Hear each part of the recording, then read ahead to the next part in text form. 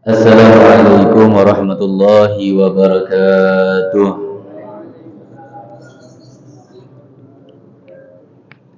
Bismillahirrahmanirrahim. Alhamdulillahi rabbil alamin. Allahumma salli wa sallim ala sayyidina Muhammadin wa ashghilil zalimin bil zalimin wa akhrijna min bainihim salimin wa ala alihi wa sahbihi ajma'in wa la hawla wa la quwwata illa billahil aliyyil azim. Rabbi syrah li sadri wa yassir li amri wahlul 'uqdatam min lisani yafqahu qawli wasaddid lisani wahdi qalbi bihaqqi nabiyyika sayyidina Muhammadin sallallahu alaihi wa sahbihi wasallam. Nawaina al-ijtima' wal intifa' kama intafa ahluna nawaina at-ta'allum wat ta'lim wat tadhakkur wat tazkir wan naf'a wal intifa' wal ifadata wal istifadah والحث على تمسك بكتاب الله تعالى وسنة رسوله صلى الله عليه وصحبه وسلم والاتباع بالأسلاف والدعاء إلى الهدى والدلالة على الخير ابتغاء وجه الله مرضاته. سبحان الله والحمد لله ولا إله إلا الله والله أكبر عدد كل حرف كتب ويكتب أبد الآبدين والدهر الداهرين. اللهم يا من هو في علو كائن يا من هو في فعل حميد يا من هو في مجده متين. اللهم أكرمنا من الفهم والحكمة وارزقنا الحكمة والعقل وأخرجنا من ظلمة وهم إلى النور وارزقنا فهم النبيين وحفظ المرسلين وإلهام الملائكة المقربين. رب زدنا علما وفهما وعقلا يا أكرم الأكرمين بحق سيدنا محمد خاتم الأنبياء والمرسلين يا أرحم الراحمين. اللهم يا فتاح يا عليم يا فتاح يا عليم يا فتاح يا عليم افتح علينا فتحا قريبا برحمتك يا أرحم الراحمين. اللهم لا سهل إلا ما جعلته سهلا وأنت تجعل الحزن إذا شئت سهلا. اللهم سهل لنا حفظ العلوم وحملنا واسعة الفهوم بجاه نبيك المعصوم صلى الله عليه وصحبه وسلم. اللهم أغننا بالعلم وزينا بالحلم وأكرمنا بالتقوى وجملنا بالعافية يا أرحم الراحمين. اللهم فارق الفرقان ومنزل القرآن بالحكمة والبيان بارك اللهم لنا في شهر رمضان بارك اللهم لنا في شهر رمضان بارك اللهم لنا في شهر رمضان. أيدهم علينا وعلى الحاضرين وعلى جميع المسلمين سنينا بعد سنين وعواما بعد عوام زائدين لا منتقصين راضين غير ساخطين مجتمعين لا متفرقين مقبولين لا مطرودين وفي طاعتك يا ذا الجلال والإكرام. صلى الله على سيدنا محمد النبي الأمي وعلى آله وصحبه وسلم والحمد لله رب العالمين. أما بعد. Alhamdulillah, segala puji bagi Allah Subhanahu wa taala yang kembali masih diizinkan oleh Allah Subhanahu wa taala kita berjumpa kembali setelah kurang lebih mungkin 20 hari kita tidak bertemu daripada rutinitasnya kita di setiap malam Rabu. Tapi alhamdulillah Allah Subhanahu wa taala masih berikan kita umur yang panjang dalam keadaan sehat walafiat, dalam keadaan kita diizinkan berkumpul di dalam bulan yang penuh dengan maghfirahnya Allah Subhanahu wa taala. Di bulan yang memang diomongkan oleh baginda Nabi Muhammad sallallahu alaihi wasallam adalah bulan bagi umatnya beliau sallallahu alaihi wasallam. Mudah-mudahan seluruh amal ibadah kita yang kita lakukan dari hari pertama maupun malam pertama sampai hari ini hari yang ke-13 ataupun nanti malam-malam yang ke-14 diterima oleh Allah Subhanahu wa taala. Hajat-hajat kita digabulkan oleh Allah Subhanahu wa taala. Yang sakit di antara kita maupun yang sakit di antara keluarga kita diberikan kesembuhan oleh Allah Subhanahu wa taala. Permasalahan hidup yang sedang kita hadapi diberikan jalan keluar oleh Allah Subhanahu wa taala.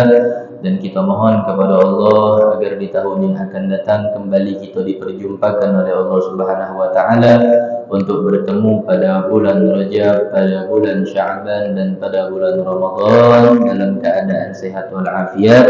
Amin Allahumma amin ya rabbal alamin. Ma'asyiral hadirin rahimani wa rahimakumullah. Nabi sallallahu alaihi wasallam bersabda, kata Nabi, Ramadan ini terbagi menjadi 3 bagian. 10 pertama, 10 kedua, dan 10 ketiga. Yang mana Nabi sallallahu alaihi wasallam ngomongkan awwaluha rahmah.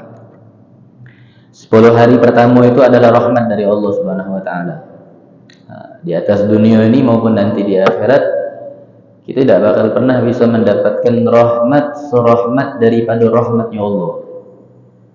Umi, abah, kakek, nenek, itu rahmat terkadang sama kita. Rahmat itu maksudnya kasih sayang. Sama kita orang bukan main, apalagi kita sebagai anaknya. Apalagi kalau seandainya kakek atau nenek baru dapatkan cucung. Kalau bahasa Palembang tuh mingsun.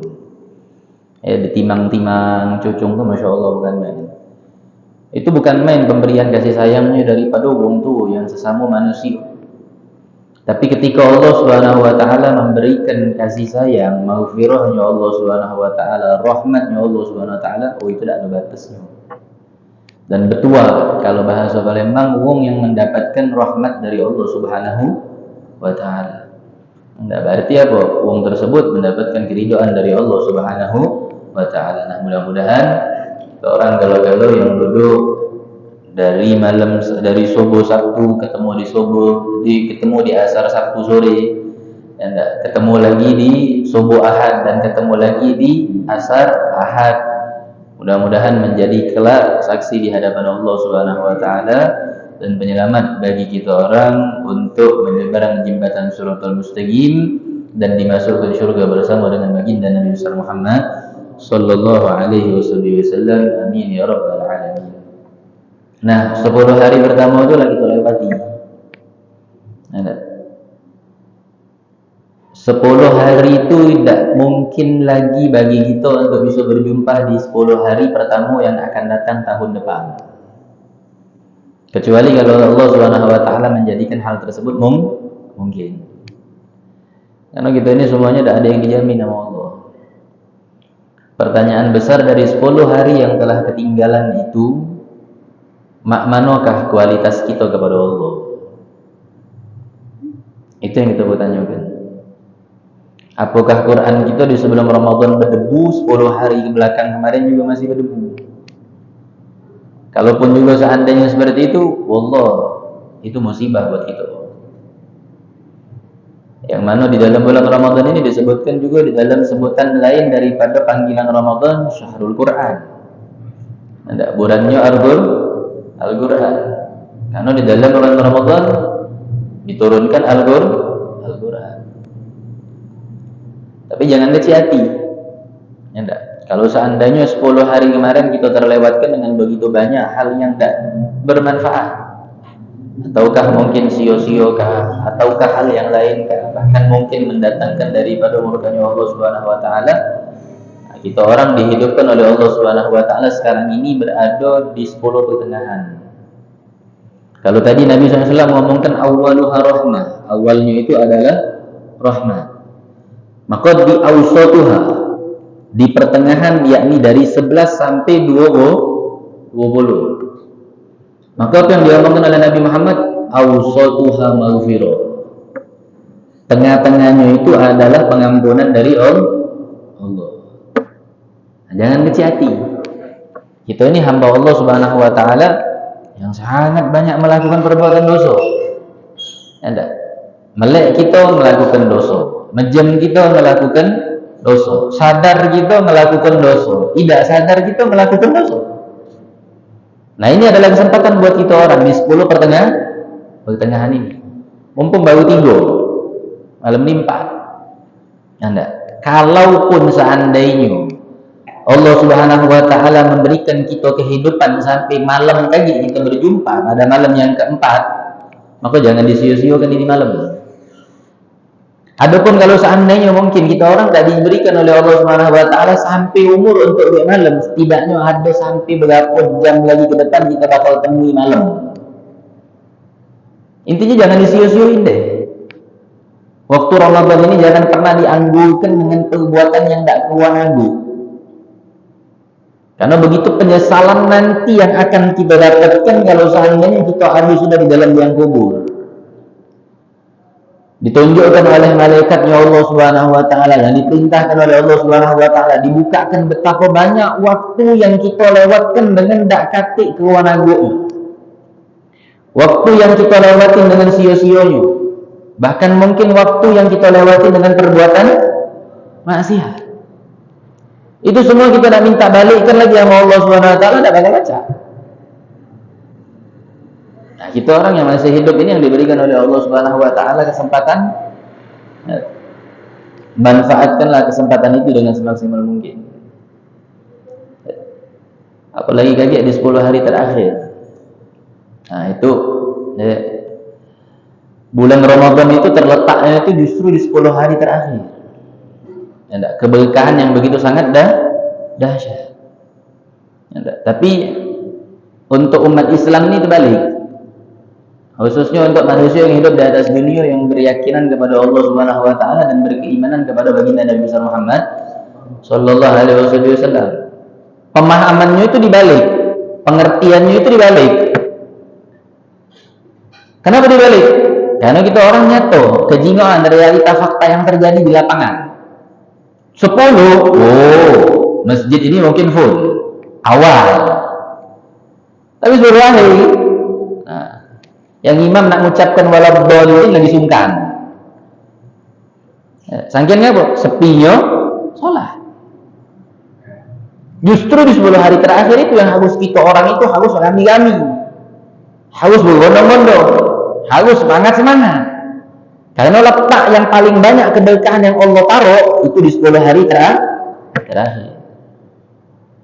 Apalagi ibu-ibu ya. Kalau 10 hari terakhir itu gejo, otaknya itu di depan matanya sudah ada tulisan kalau maksudnya boleh lapis 8 jam. Kalau yang bapak-bapaknya sudah siap-siap kalau 10 hari terakhir itu. Apa dia 3 huruf? THR.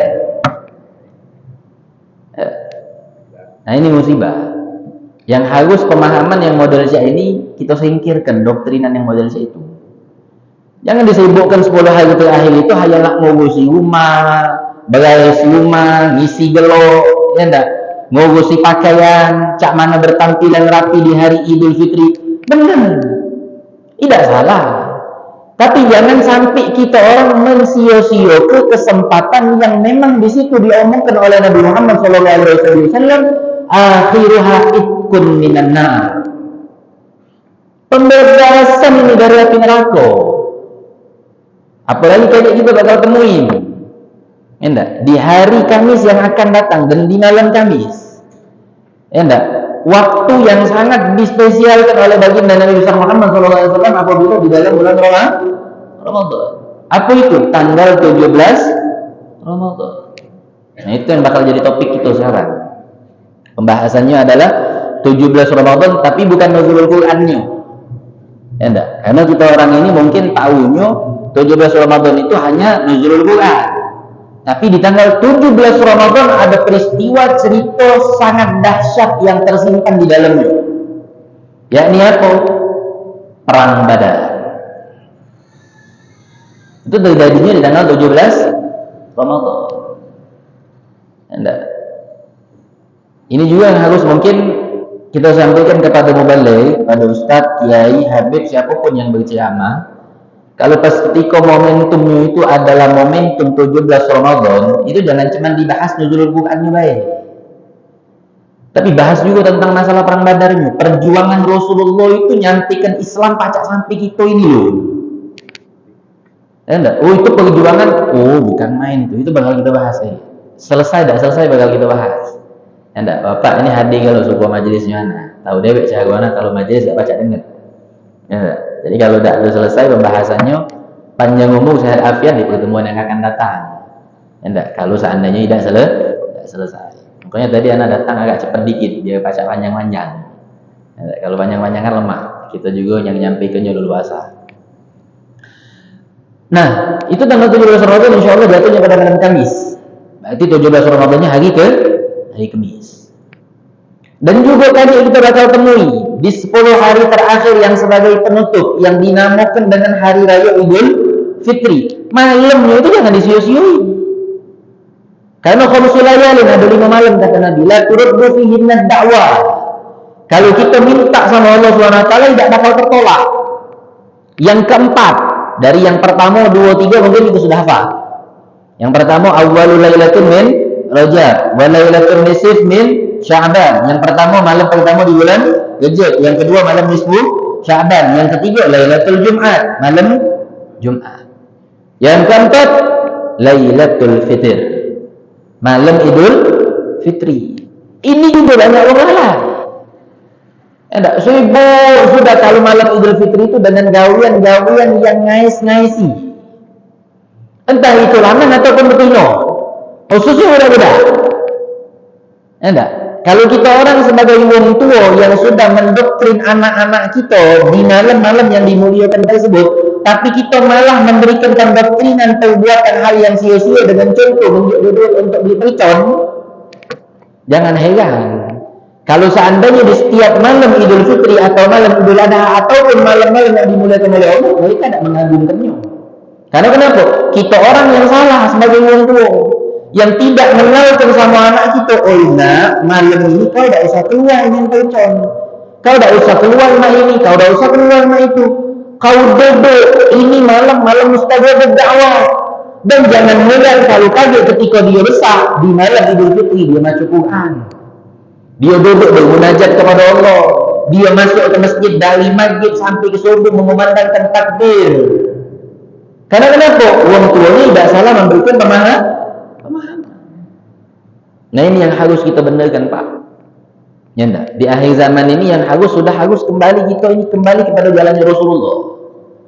Ya enggak? Kebobrokan, kehancuran, kesemerawutan dunia itu tidak usah ditalui. Tetap kita berdiri teguh kepada apa yang telah diwariskan oleh kakek moyang kita, oleh nenek moyang kita, sampai kepada baginda Nabi Muhammad sallallahu alaihi wasallam. Ya. Coba gitu kalau bayangin. Tadi udah bagi disebutkan, ya. Jadi tanggal 17 Ramadan itu umat Islam itu berperang. Dan kita udah tahu kalau Pak, jumlah perperangan yang sangat tidak pernah stabil itu yang paling dahsyat cuma perang Badar.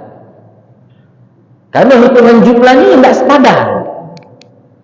Hitungan jumlah yang tidak menjadikan kemungkinan menurut logika kosong otak kita, hitungan umat Islam itu tidak benar. Ya, tapi mereka orang dalam perperangan sekalipun getolnya ibadah bukan main. Ya, tidak mensio-siokan bulan yang dimuliakan oleh Allah. Oh ini perang. Kalau seandainya pun juga mereka orang itu perang, tidak terlalu mengikirkan tentang Ramadan, tentang masalah tadarus, ibadah, tidak jadi masalah. Karena kenapa? Mereka orang itu beribadah dengan sehebat-hebat ibadah. Di antara ibadah-ibadah yang diunggulkan oleh Nabi Muhammad itu di antaranya apa? Jihadun fi sabilillah. Tapi mereka orang tetap di antara sahabat masih di dalam perperangan Badar itu malamnya tadarus Quran. Padahal besok tuh nak ngadepin bocoran yang sudah bakal menang ini umat Islam. Nah, ini rahasianya umat Islam. Kemenangan Rasulullah dan peserta para sahabat pada saat itu. Apa itu dalam keadaan sesibuk apapun dan semerawut apapun keadaannya, tidak melupakan Allah. Sehingga Allah juga tidak bakal melupakan mereka. Tapi kalau seandainya di setiap tindak tanduk langkah kaki kita orang sudah melupakan Allah Subhanahu wa taala, caranya Allah nak ingat sama ini. Kita ini menjadi makhluk Pak yang lebih sering kehilangan Allah demi sesuatu.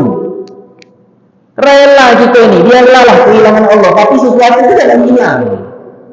Ketimbang kita menjadi orang yang rela kehilangan sesuatu tapi tidak kehilangan Allah.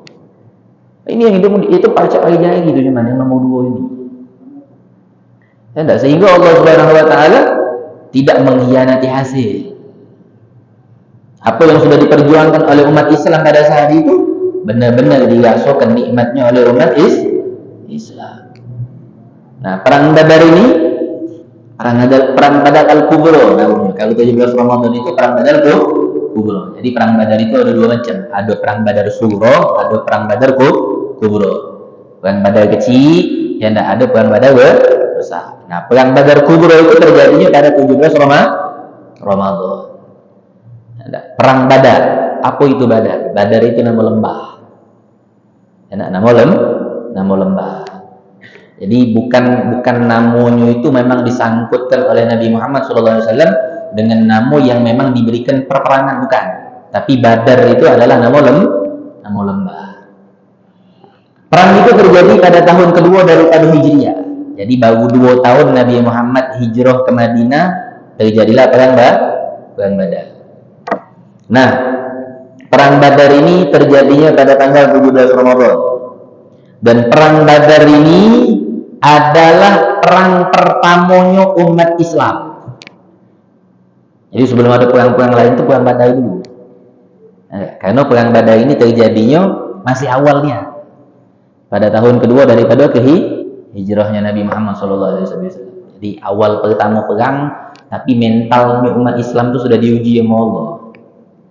Kalau seandainya udah sering perang, tidak terkejut lagi mentalnya itu. Tapi memang benar-benar diuji oleh Allah, baik mental ataupun keyakinan. Bukan main, masya Allah. Nah, perang ini juga yang merubah pandangan kaum Arab terhadap kelompoknya Nabi itu, yang dulunya berpikiran bahwasanya umat Islam itu lemah, tapi berubah pandangannya. Menjadi wibawahnya umat Islam itu naik. Kedudukan Islam itu sangat ditakuti oleh bangsa Arab. Dari mana? Dari sejarah perang Badar yang merubah semuanya. Dalam keadaan yang tidak berwibawa menjadi wibawa. Pada saat itu Nabi Muhammad SAW hijrah ke kota Madinah, itu dalam keadaan umat Islam banyak yang meninggalkan hartanya di Mekah. Jadi pergi ke Madinah itu cuma ngawa ala kadari. Nah, ini adalah sejarah terjadi pertama kalinya ngapo pacak perang Badar. Ketika sudah sampai lama di Madinah, sekian lama, mereka orang ini meninggalkan begitu banyak harta-hartanya, di antaranya adalah kebun-kebunnya, rumahnya. Jadi yang cuma dibawa itu mungkin beberapa pundi-pundi duit. Selebihnya tinggal, tidak bisa dibawa. Ada hasil ternak atau yang lain segalanya tidak bisa dibawa, tinggal gitu. Dapatlah kabar sampai ke Nabi dan para sahabat yang sudah hijrah di Madinah, bahwasannya kaum Arab, bangsa Arab pada saat itu, mereka orang merampas dengan sejadi-jadinya harta-harta yang mereka tinggalkan di kota Mekah. Sampai ke kabar ini, sampai ke Sayyidina Abbas, sampai kepada Nabi Muhammad Sallallahu Alaihi Wasallam. Nah, Sayyidina Hamzah ini ngomong sama Nabi.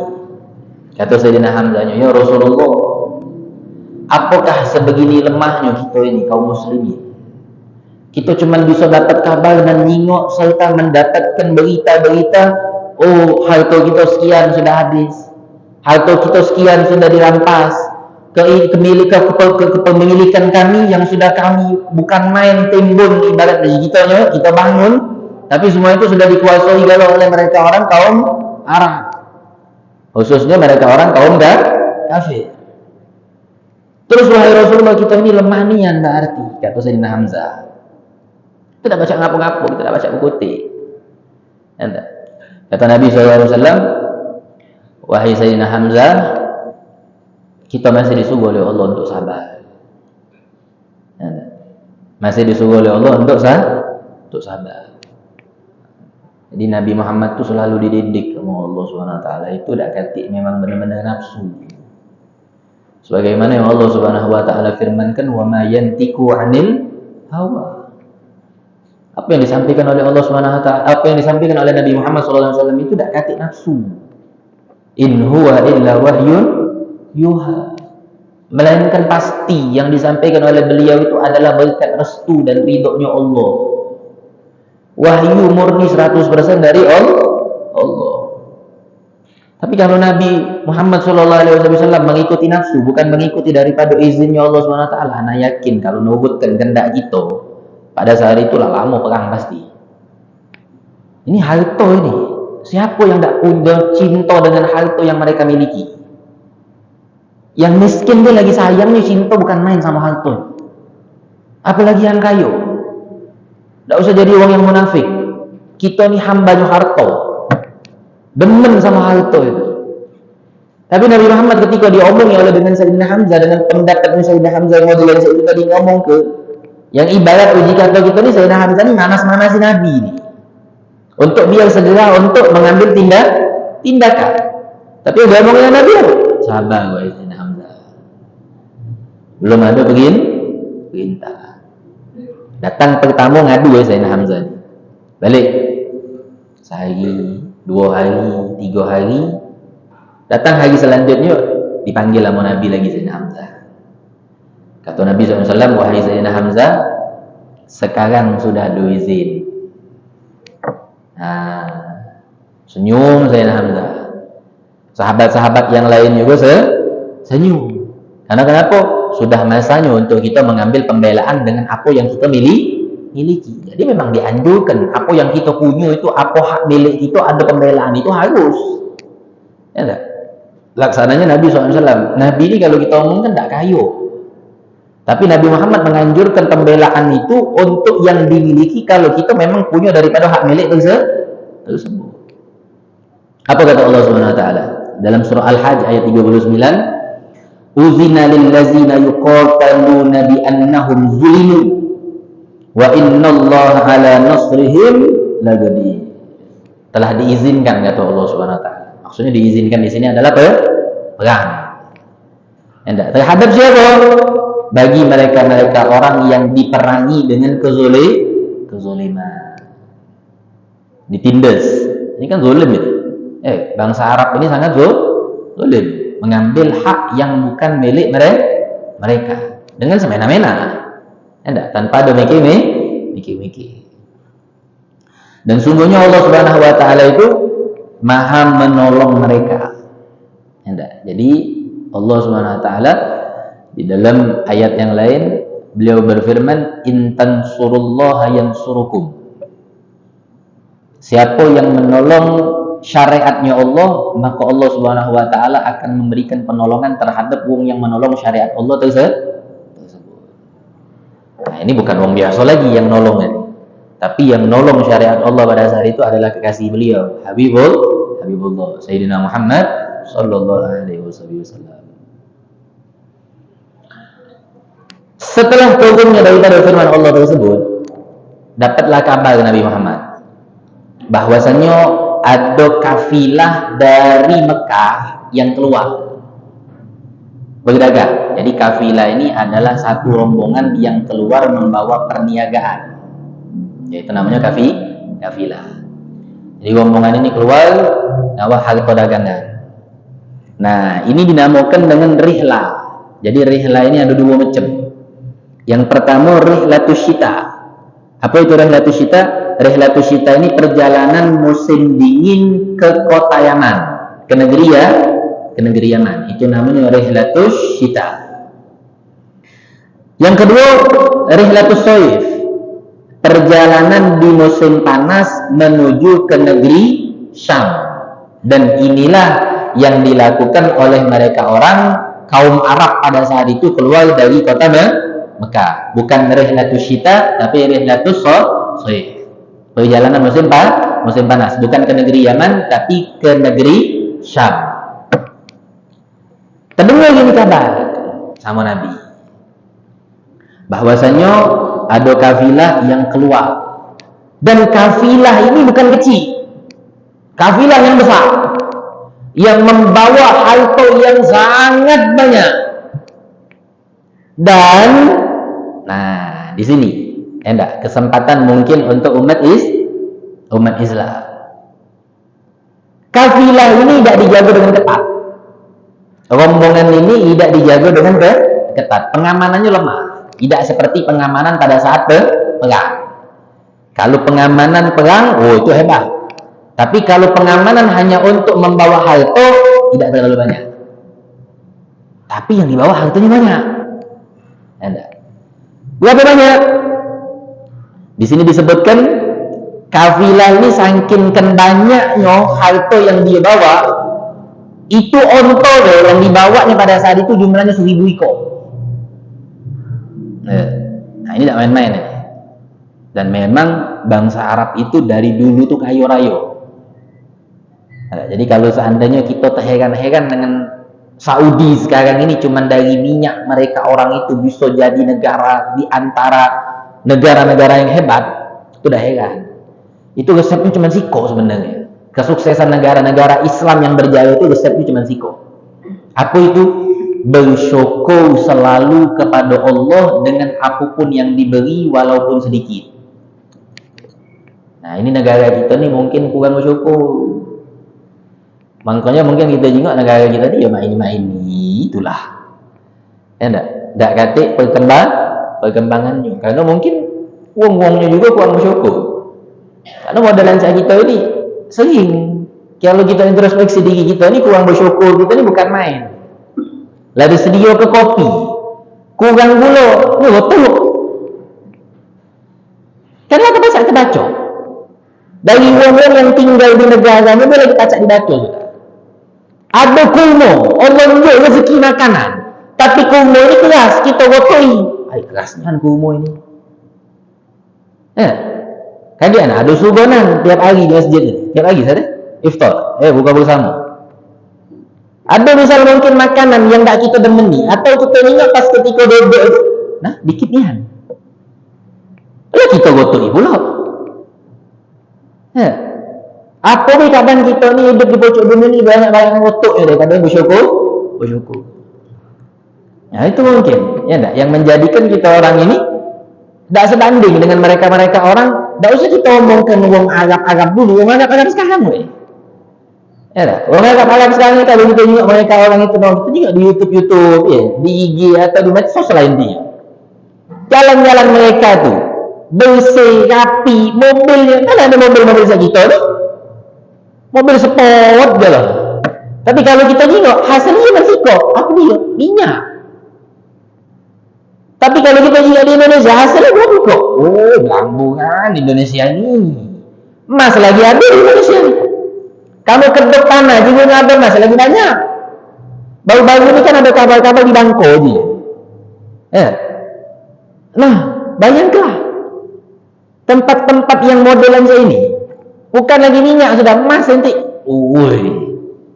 Kalau nak diomongkan kaya Indonesia ni, kalau dipimpin dengan uang yang adil dan bersyukur rakyatnya, acak tertanding Indonesia ni.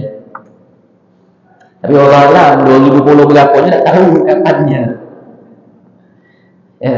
Ya mudah-mudahan. Ya, kalau Allah tak mensegerakan untuk cepat jadi pemimpinnya yang adil, jadi dengan baik. Tapi kalau seandainya Allah masih tak ada nak menjadikan, tidak baca. Semua di dalam kekuasaan Allah Subhanahu wa Ta'ala. Jadi ngawak 1000 ekor ontok. Itu baru ontok, belum yang lainnya. Terus lebih dari 50.000 dinar yang dibawa. 50.000 keping emas. Tak terbayang ini sudah.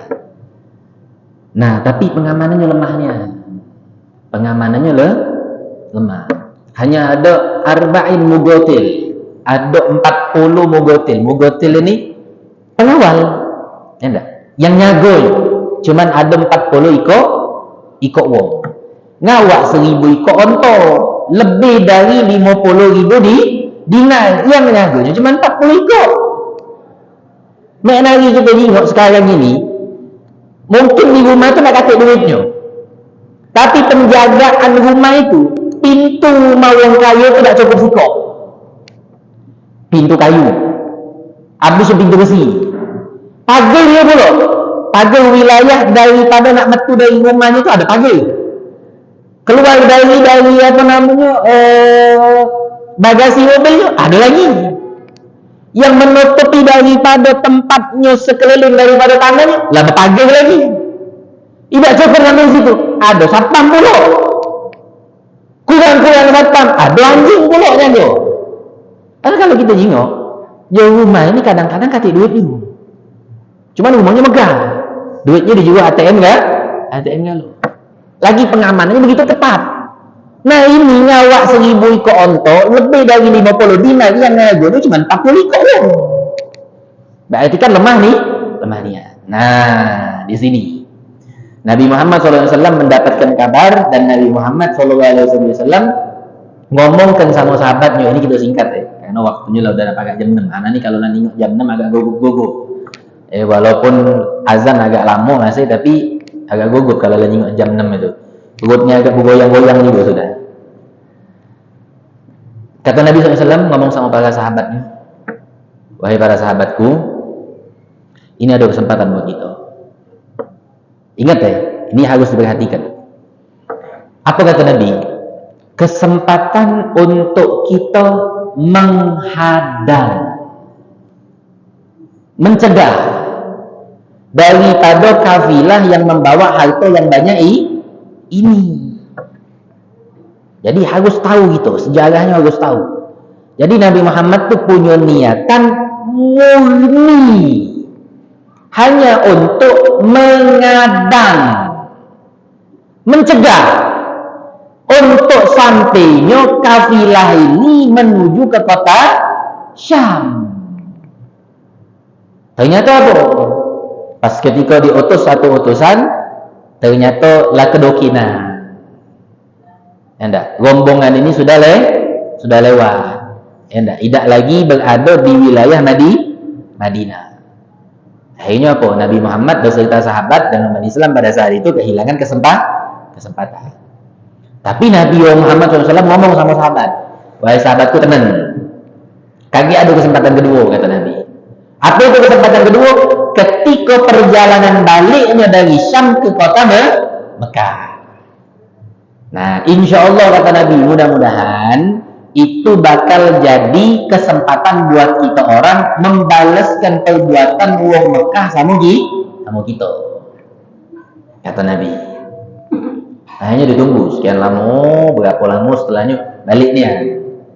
Dan perjalanan dari kota Mekah ke kota Syam pasti melewati Yathrib, melewati Madinah. Tak mau tidak, pasti itu melewati.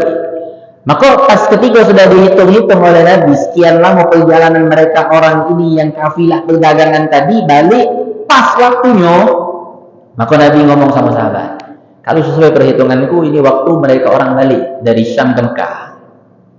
Kalau kalian memang pengen untuk membalaskan perbuatan daripada penduduk Mekah dengan apa yang kalian miliki, inilah waktunya, kata Nabi.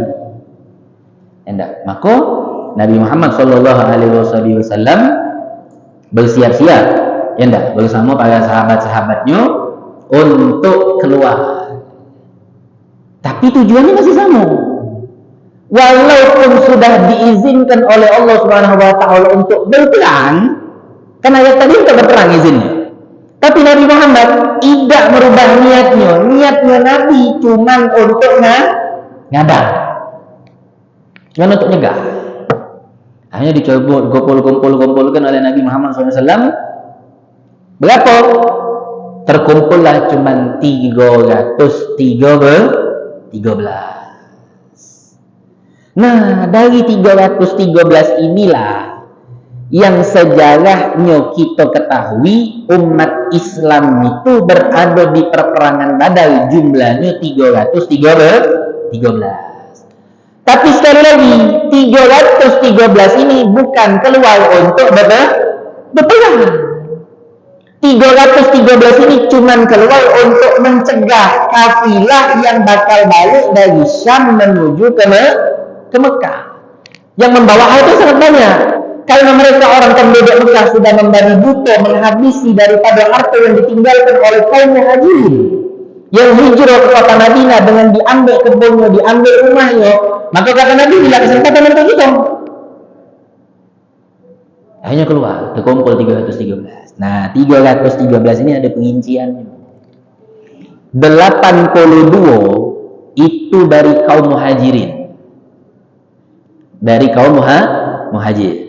Kaum muhajir ini asli penduduk Mekah. Ngapa diomongkan muhajir? Karena dia hijrah ke kota Madinah. Itu jumlahnya cuma 82 ekor. 231 itu dari kaum Ansor. Dari kaum Ansor. Asli dari penduduk kota Madinah. Itu jumlahnya berapa? 231. 231 kaum Ansor ini terbagi lagi menjadi dua. Ada dari suku Aus, ada dari suku Khazraj. Nah, 61 dari suku Aus, 170 dari kaum Khazraj. Maka tersimpulkanlah dengan jumlah 231 tadi dari kaum Ansor yang terbagi menjadi dua bagian, dari kaum Aus dan dari kaum Khazraj. Nah, dari kaum Ansor dan Muhajirin inilah terkumpul kaum Ansor 231, kaum Muhajirin 82, hitungannya jadi 313. Kalau murni untuk cuman ngadang, Nabi tidak muluk-muluk nyiapin pasukannya. Nyiapin rombongan untuk ngadang ini tidak berlebihan. Apa di sini diomongkan? Mereka orang dari 313 ini keluar cuman dengan mawa 2 ekor kuda. Cuman 2 kuda. 313 ini cuman 2 ekor kuda dan cuman membawa 70 onta. Berarti dikit ini. Enggak, 313 cuma 2 ekor kuda. Padahal kalau perang ini yang diutamakan itu kuda. Kalau memang tujuan Rasulullah pada saat itu nak berperang, tapi tujuan Nabi bukan untuk berperang, cuma untuk menghadang. Terus 70 onta tadi berganti-gantian naiknya. Jadi sikok onta itu dinaiki oleh 3 ekor wong. Sikok-sikok, nah, kalau naik sudah sekian lama turun, ganti pula dengan 2 ekor tadi. Dan itu juga dilakukan oleh Nabi. Nabi pun beliau sebagai panglima atau apalah gelar beliau Sayyidul Anbiya wal Mursalin, tidak menjadikan beliau betakoan cuma nak naik kuda rewean atau nak naik onta rewean. Tapi Nabi juga bersama dengan para sahabat yang lain sama lato bergantian naik onta gantian.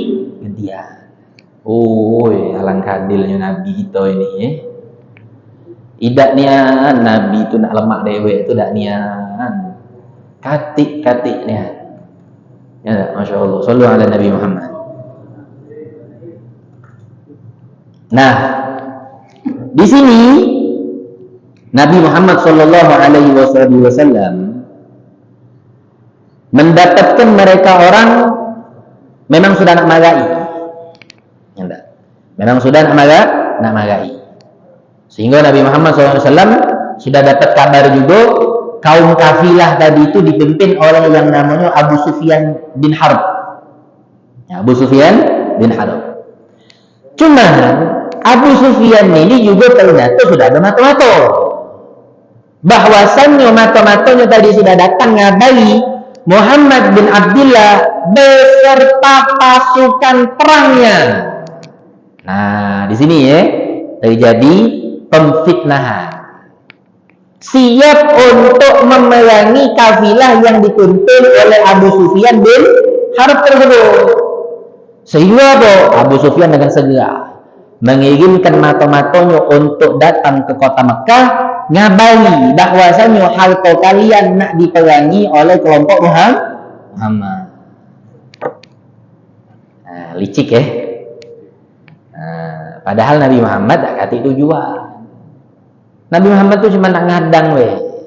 Tapi Abu Sufyan ngutus satu utusannya untuk ke Mekah, ngomongkan sama pembesar-pembesar Mekah bahwasanya Muhammad sudah siap untuk melakukan penghentian dan siap untuk membasmi daripada harta yang kalian miliki. Nah, di sini kita tahu deh, palak becongnya kafir Quraisy ini tidak jauh-jauh, pasti Abu Jahal pula. Abu Jahal ngomong, bangkit.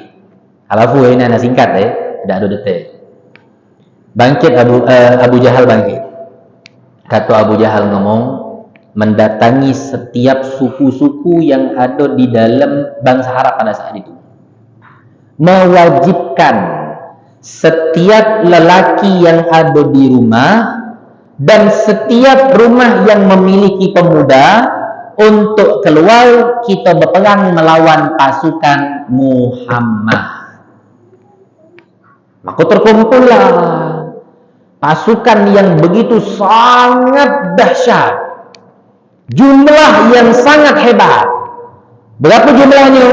1.300 pasukan yang siap untuk membabi buta pasukan yang cuma jumlahnya 313. Abu Sufyan dapat kabar lagi. Ketika dapat kabar Muhammad ni semakin mendekat, maka Abu Sufyan waktu malam beliau menyisihkan perjalanannya, tidak mengikut rombongan, nak nyari tahu.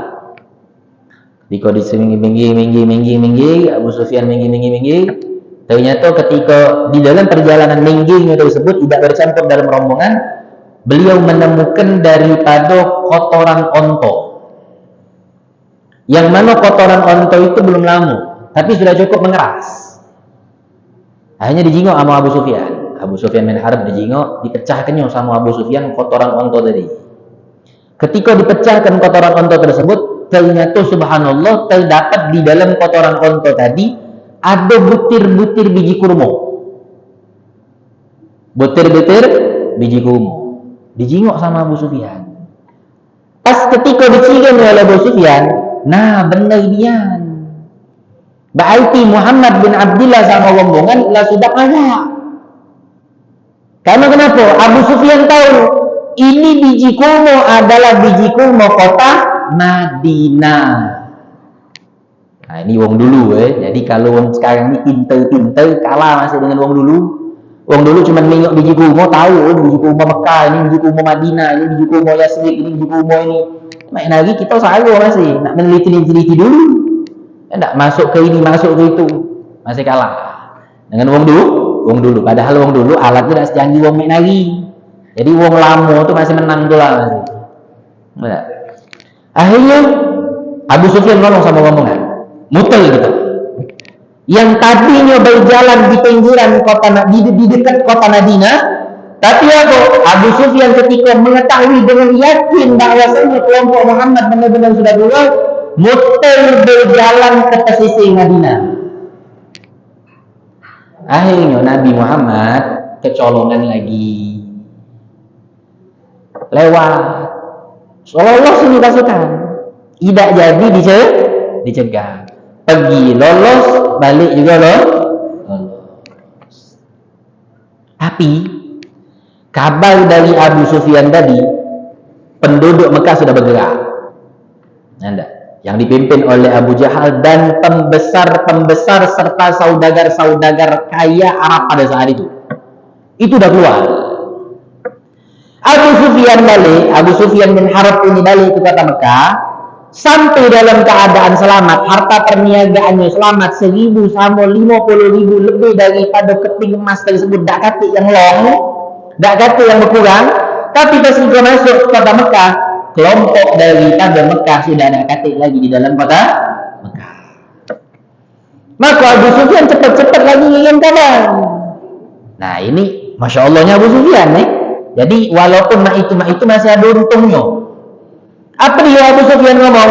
Kata Abu Sufyan, wahai pembesar-pembesar Quraisy, wahai saudagar-saudagar Arab, kembalilah kalian. Nah ini untungnya Abu Sufyan tadi. Enggak, sebobrok-bobroknya ternyata dia masih ada untung. Nyuguh apa? Nyuguh pasukan tadi dah balik. Kata Abu Sufyan, untuk apa lagi sudah? Harta kalian itu kalian nak datang ingin terbela harta. Tapi harta kalian sudah selamat. Tapi yang namanya palak besar, wataknya memang lasaru nak diatur, tekak bantahnya bukan main, tak pacak dikotik, masih nak kendak Abu Jahal pula. Kalau apa kata Abu Jahal apa? Ngapain kita balik? Enggak. Untuk apa kita balik? Kita ini sudah keluar dengan siap membawa pasukan perang yang sangat dahsyat. 1.300 prajurit, 1.000 kuda, 600 senjata perang dengan senjata yang lengkap. Ada ente yang dia bawa tak terhitung. Karena kenapa? Dalam satu hari mereka orang kaum kafir Quraisy menyembelih 10 onta yang siap dimakan dalam sikok onta itu 10 orang.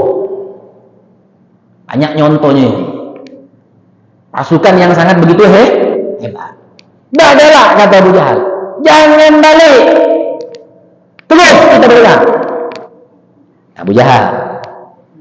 Jadi kalau yang galak tekak-tekak bantai ini sisip masih ada bau-baunya ini. Kalau sudah dikongkol, dimusyawari, ditenangi, didinginkan, masih nak panas, masih nak ngamuk, ini sisip-sisip. Ya enggak? Kalau tak baca diajak ngomong tuh memang tobeat wong ni sagonya bukan main memang Masya Allahnya memang. La ilaha illallah. Jadi ini keadaan yang sangat dahsyat. Maka Abu Sufyan tadi tak galak. Ya enggak? Tetap masih bukan Abu Sufyan, Abu Jahal. Abu Jahal ini tak galak. Tetap masih mereka orang tak galak balik. Tapi tidak semua sahabat, tidak semua kaum kafir Quraisy pada saat itu galak juga. Kan diajak berperang tadi itu ada dari suku-suku atau dari bani. Ada dari campuran 1.300 ini salah satunya dari Bani Zuhro namanya. Bani Zuhro. Jumlah Bani Zuhro ini tidak sedikit. Berapa? 300. Dari Bani Zuhro yang 300 inilah yang membantahi Abu Jahal. Kata Bani Zuhro, tak kalah. Kami keluar murni hanya untuk berperang. Tujuannya itu nak menyelamatkan harta. Sekarang Abu Sufyan lagi ngirim kabar. Kata Abu Sufyan bin Harb, harta lah balik lah sampai ke Mekah dengan selamat. Lah dikongkon balik. Kata kaum Bani Zuhro, kami nak balik. Kata Abu Jahal, kamu ini galak mak ini kan memang. Kalau uji kita kita lah udah mak ini kami masih nak itu. Sudah baliklah kamu. Balik. Bani Zuhro tadi balik. Maka pasukan pada saat itu tinggal 1.000. 300-nya balik. Maka inilah yang muktamad ulama sirah yang ngomongkan bahwasannya murni jumlah daripada kaum kafir pada saat itu adalah 1.000 yang ikut perang. Kalau yang melok keluar dari Mekah jumlahnya 1.300. Ketika dapat kabar dari Abu Sufyan bahwasannya harta telah selamat, maka balik lagi. Tidak jadi perang. Dari mana? Dari Bani Zuhro. Jumlahnya 300. Jalan. Pas ketika jalan, Nabi Muhammad SAW juga melanjutkan perjalanan. Kata Nabi Muhammad SAW, kalau kita maju, memang kita ini tidak setimpal. Tapi kalau kita mundur, dampak negatifnya tu memang kaget sangat begitu Masya Allah buat kita. Khususnya wilayah kekuasaan kaum kafir Quraisy, kaum kafir Arab itu bakal meluas. Yang tadi Badr kata Nabi. Yang tadi Badr belum dikuasai oleh kaum Arab, bangsa Arab pada saat itu, sisip-sisip kalau kita mundur, Badr pun bakal dikuasai oleh mereka. Nabi Muhammad di situ bimbang. Akhirnya kata Nabi, kita musyawarah wahai sahabat-sahabat. Nah, ini Nabi walaupun lah jadi ketua tidak mutus kelewe, tetap masih nak musyawarah. Jadi kalau kita orang memikul beban sebagai seorang ketua, pangkat apapun lah tinggi kita, jangan nian galak mutus-mutus kelewe. Apalagi kalau seandainya kita ni punya kaki di bawah ni. Taruhlah kita presiden, punya menteri ni ajak musyawarah. Jangan ente mentang-mentang jadi presiden nak menurut kendak keputusan ente dewe. Tak boleh. Ingat Nabi. Nabi ni bukan pemimpin dunia, tapi juga pemimpin akhirat. Tapi beliau musyawarah sama sahabat. Bagaimana wahai sahabat-sahabatku? Nah, dari jawaban sahabat inilah yang memperkokoh, memperteguh daripada pendirian Nabi untuk tidak galak mondol, tapi lanjut untuk ke Badar. Tegak Sayyidina Abu Bakar. Yang pertama kali tegak Sayyidina Abu Bakar As-Siddiq. Kata Sayyidina Abu Bakar As-Siddiq, wahai Rasulullah, demi Allah, kami tidak akan pernah mundur. Dimanapun kau melangkah, kami ada di samping kanan kirimu, depan dan belakangmu. Kami siap selalu berada di dalam barisanmu, wahai Rasulullah. Jadi kalau kita ngomong ke Sayyidina Abu Bakar itu lembut, tidak selalu lembut. Sayyidina Abu Bakar ada pasang rasanya tegas. Ini Sayyidina Abu Bakar, bukan Sayyidina Umar dulu yang tegak, tapi Sayyidina Abu Bakar ini yang tegak. Padahal kita tahu Sayyidina Abu Bakar itu sahabat yang paling lembut. Tapi Sayyidina Abu Bakar ngomong apa? Maju wahai Rasulullah, jangan mundur. Kami, aku, dan semuanya akan selalu berada di sampingmu. Tegak pula Sayyidina Umar. Maka Sayyidina Umar tegak, kata isi itu lagi sudah. Nggak kata Sayyidina Umar, tak jauh beda dengan ucapan Sayyidina Abu Bakar. Mensupport terus Nabi Muhammad Sallallahu Alaihi Wasallam. Akhirnya satu demi satu tegak sahabat-sahabat, dan lanjutlah Nabi Muhammad SAW ngomong, kata Nabi Muhammad, aku sudah senang dengan pendapat kalian. Berarti kalian ini tidak terpaksa dengan ajaan aku, kata Nabi. Berarti kalian juga memang pengen untuk memperjuangkan kalimatullah, syariatnya Allah Subhanahu wa Ta'ala. Tapi Nabi Muhammad itu dijingok oleh sahabat, darinya masih murem, masih bingung. Ternyata apa? Dari semua sahabat-sahabat yang nyongol, itu semua yang ngomong itu adalah dari muhajir, dari penduduk asli kota Mekah. Dari Ansor belum ngomong. Ya enggak? Jadi membuat bingungnya Nabi ini karena Ansor belum ngomong. Karena yang telok pada saat itu bukan cuma dari kaum muhajir, juga dari kaum Ansor. Tegaklah pula kaum Ansor, sikok demi sikok. Pas ketika sikok demi sikok tegak sahabat dari Ansor, maka kokohlah pendirian Nabi. Majulah Nabi semakin mendekati perperangan Badar, dan disitulah perperangan Badar nantinya akan dimulai. Insya Allah, kalau seandainya masih ada kesempatan di lain waktu, apa kaget setelah lembaran, kita lanjutkan selesaikan daripada kisah Isra Mi'raj, kita juga selesaikan daripada kisah perang Badar. Mudah-mudahan Allah Subhanahu wa Ta'ala selalu berikan kemenangan di setiap saat buat kaum muslimin, buat wong-wong yang beriman kepada Allah Subhanahu wa Ta'ala dan beriman kepada baginda Nabi besar Muhammad sallallahu alaihi wasallam. Dan khususnya Allah Subhanahu wa Ta'ala berikan kemenangan bagi kaum muslimin muslimat yang ada di kota Palestina yang sekarang sedang berjuang menegakkan kalimatnya Allah Subhanahu wa Ta'ala. Dan kita galau-galau mudah-mudahan diberikan umur yang panjang oleh Allah Subhanahu wa Ta'ala sehingga kita bisa berjumpa sampai dengan akhir Ramadan dengan sehat afiat, panjang umur dalam keadaan taat kepada Allah Subhanahu wa Ta'ala, dan mendapatkan bersama-sama dengan keluarga yang kita sayangi hari raya Idul Fitri yang akan datang.